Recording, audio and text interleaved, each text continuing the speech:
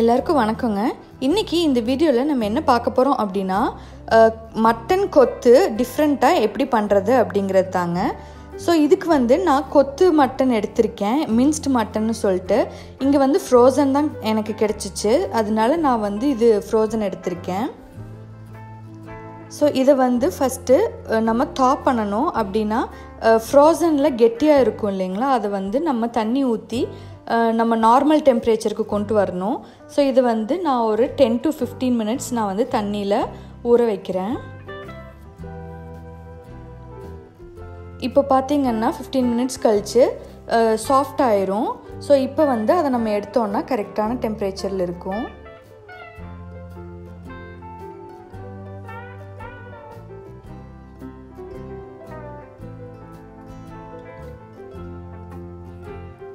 எப்பவுமே ஃப்ரோசன் நிறைய பேர் இந்தியாவில் ப்ரிஃபர் பண்ண மாட்டோம். ஏன்னா நமக்கெல்லாம் என்ன ஒரு ஐடியானா இது பழைய மீட்டாக இருக்கும் அப்படிங்கிறது தான். பட் உண்மையாக என்ன அப்படின்னா வெளிநாட்டிலலாம் குளிர்காலத்தில் அவங்களுக்கு மீட்லாம் கிடைக்கிறது ரொம்ப கஷ்டம். அதனால அவங்க ஒரு மட்டனோ இல்லை ஒரு மீட்டையோ வெட்டின உடனே இந்த மாதிரி ஃப்ரீஸ் பண்ணி வச்சுருவாங்க. இது பல நாளுக்கு ரொம்ப நல்லாயிருக்கும். பட் நமக்கு சிங்கப்பூரில் பார்த்திங்கன்னா கொஞ்ச நாள் கழித்து தான் எந்த ஒரு ப்ராடக்ட்டுமே கிடைக்கும். அதனால் ஃப்ரோசன் போய்க்கிறது ரொம்ப நல்லது. அதனால தான் நாங்கள் எப்போவுமே ஃப்ரோசன் வாங்குகிறோம். இப்போ இதை நான் மேரினேட் பண்ண போகிறேன் கொஞ்ச நேரம். அதுக்கு ஃபஸ்ட்டு தயிர் 3 டீஸ்பூன் எடுத்துக்கிறேன். அப்புறம் கரம் மசாலா 1 ஸ்பூன் எடுத்துக்கிறேன். உப்பு 1/2 டீஸ்பூன் போடுறேன். இது உங்களோட டேஸ்ட்டுக்கு எப்படி வேணுமோ அந்த மாதிரி நீங்கள் எக்ஸ்ட்ரா ஆட் பண்ணிக்கலாம். அப்புறம் மிளகாப்பொடி ஒரு 1/2 டீஸ்பூன் எடுத்துக்கிறேன்.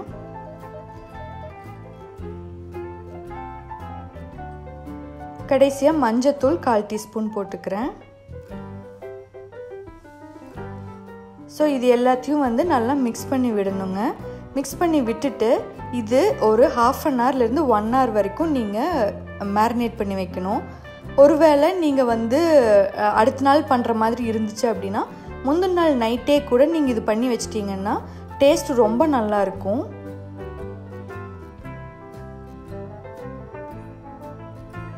இது நல்லா கறியில் மிக்ஸ் ஆகிற மாதிரி நல்லா பிணைஞ்சிட்டு இந்த மாதிரி ஒரு கிளிங் ராப் போட்டு நீங்கள் கவர் பண்ணி வச்சிடலாம்.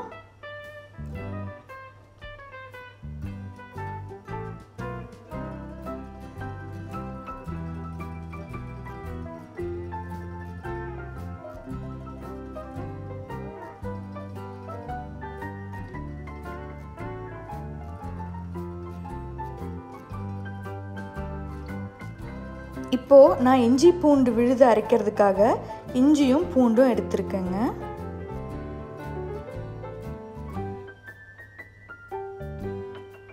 அடுத்து தக்காளி 2 தக்காளி கட் பண்ணி வச்சுருக்கேன். அதே மாதிரி இங்கே எனக்கு சின்ன வெங்காயம் கிடைக்கல, அதனால நான் பெரிய வெங்காயம் எடுத்திருக்கேன். பட் ஆனால் இதுக்கு சின்ன வெங்காயம் யூஸ் பண்ணால் இன்னும் ரொம்ப டேஸ்டியாக இருக்கும். நான் பெரிய வெங்காயம் ஒரு பெரிய வெங்காயத்தை ஃபுல்லாக கட் பண்ணி வச்சுருக்கேங்க.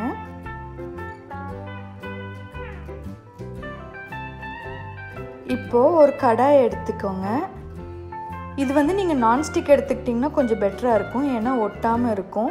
இது ரொம்ப நேரம் நம்ம ஸ்லோவில் வச்சு குக் பண்ண வேண்டியது. ஸோ இதில் நீங்கள் எண்ணெய் கொஞ்சம் ஜாஸ்தியாகவே விட்டுக்கோங்க. நான் உருளைக்கிழங்கு எடுத்திருக்கேன். இது ஆப்ஷனல் தான், உங்களுக்கு வேணும்னா நீங்கள் உருளைக்கிழங்கு போட்டுக்கலாம். எனக்கு உருளைக்கிழங்கு போட்டு பண்ணுறது பிடிக்குங்கிறதுனால நான் உருளைக்கிழங்கு போட்டிருக்கேன். ஸோ உருளைக்கிழங்கை சின்ன சின்னதாக கட் பண்ணி இந்த மாதிரி கொஞ்சம் ஜாஸ்தி எண்ணெயில் நல்லா மொருகலாக வர்ற மாதிரி நீங்கள் வறுத்து விடுங்க.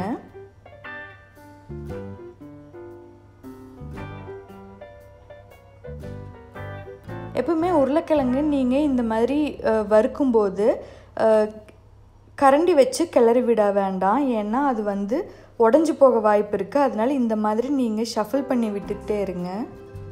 அப்போ தான் நல்லா உடஞ்சி போகாமல் அப்படியே உதிரி உதிரியாக மொறுமொறுன்னு வரும்.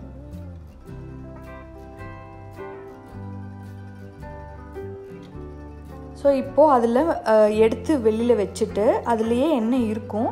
ஸோ அந்த எண்ணெயிலேயே நீங்கள் வெங்காயத்தையும் கருவேப்பிலையும் போட்டு நல்லா வணக்கி விடுங்க.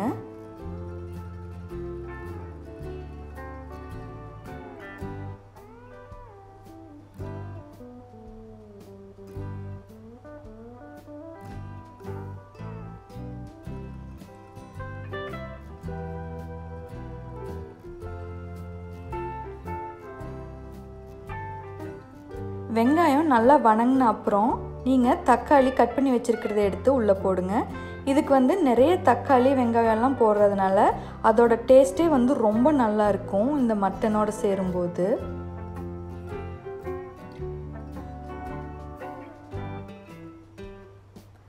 இப்போது தக்காளி வெங்காயம் ரெண்டும் நல்லா வெந்ததுக்கு அப்புறமா இஞ்சி பூண்டு விழுது அரைச்சி வச்சுருக்கிறத எடுத்து அதோட ஆட் பண்ணிக்கோங்க.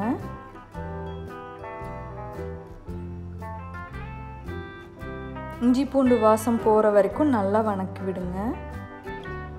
அதுக்கப்புறமா உப்பு ஒரு பெரிய டீஸ்பூன் ஆட் பண்ணிக்கோங்க. மிளகாப்பொடி ஒரு டீஸ்பூன், மஞ்சத்தூள் 1/4 டீஸ்பூன். இப்போ வந்து நீங்கள் கரம் மசாலா ஆட் பண்ணுறதுனா பண்ணிக்கலாம். நான் ஆல்ரெடி அதில் ஆட் பண்ணதே போதுங்கிறதுனால நான் ஆட் பண்ணலை. ஸோ இப்போ இதெல்லாமே நல்லா வணங்கினதுக்கப்புறமா நீங்கள் மேரினேட் பண்ணி வச்சுருக்க மட்டன் எடுத்து இதோட ஆட் பண்ணி நல்லா மிக்ஸ் பண்ணி கொத்தி விடுங்க.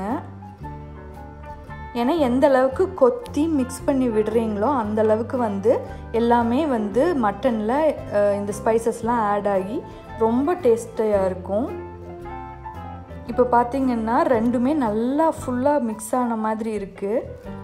மட்டன் தனியாகவும் இந்த ஸ்பைசஸ் தனியாகவும் தெரியாது. அந்தளவுக்கு மிக்ஸ் பண்ணிவிட்டு நீங்கள் லோவில் வச்சு இந்த மாதிரி மூடி வச்சுருங்க. இது ஒரு 15 to 20 மினிட்ஸ் அந்த மாதிரி லோவில் வச்சுருங்க. அப்போ பார்த்திங்கன்னா நல்லா வெந்திருக்கும். அதுக்கப்புறமா நீங்கள் உருளைக்கிழங்கு ஆட் பண்ணிக்கலாம். இது ஆப்ஷனல் தான், உங்களுக்கு வேணும்னா ஆட் பண்ணிக்கலாம். ஸோ அவ்வளோதாங்க. ஆட் பண்ணிவிட்டு கடைசியாக நீங்கள் கொத்தமல்லி போட்டு இறக்கி வச்சுக்கலாம்.